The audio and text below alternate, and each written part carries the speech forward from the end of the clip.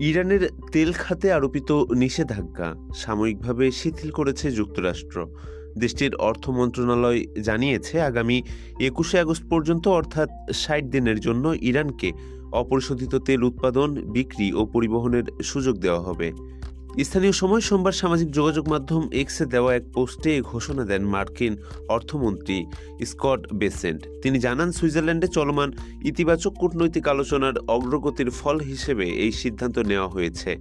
Scott বেসেন্টের ভাষ্য অনুযায়ী, Iran Hormuz প্রণালীতে আন্তর্জাতিক নৌযান চলাচল অব্যাহত রাখার নিশ্চয়তা দিয়েছে।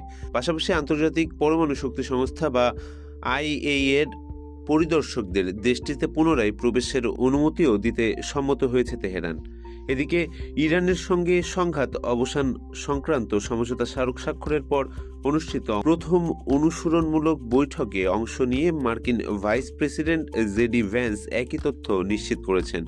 বিশ্লেষকদের মতে, ওয়াশিংটন ও তেহরানের মধ্যে চলমান আলোচনায় অগ্রগতি হলে দুই দেশের সম্পর্কের ক্ষেত্রে নতুন ইতিবাচক অধ্যায়ের সূচনা হতে পারে।